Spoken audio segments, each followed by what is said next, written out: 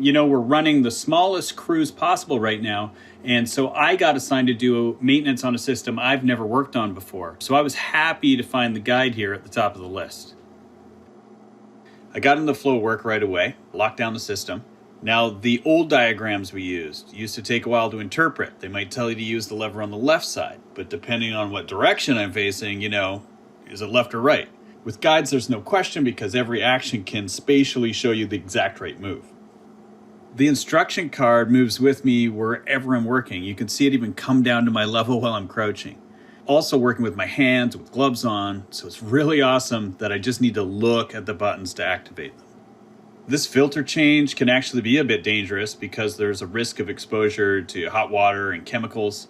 So getting the instructions on how to do the procedure safely while also being able to concentrate on my physical actions is really, really valuable. On this next step, I decided to first check the seal with my finger before replacing the housing. This wasn't in the guide, but I know it's an important step to do when working on a fixture like this. You pick this kind of workplace wisdom up when you've worked as a technician for many years. Now that I'm done the procedure, I'm going to add my workplace wisdom to a copy of the guide so hopefully the other people who do the job with less experience don't miss this trick.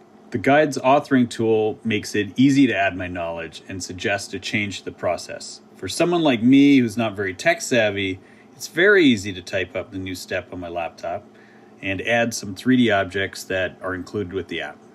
When I've done that, I use the HoloLens to place all the holograms in space, and I can literally show every person who's going to do this task in the future how to make this check.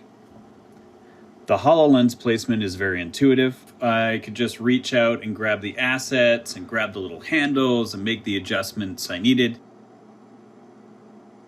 I'd have to ramp up a lot to do this in a regular 3D modeling program. It's very complicated.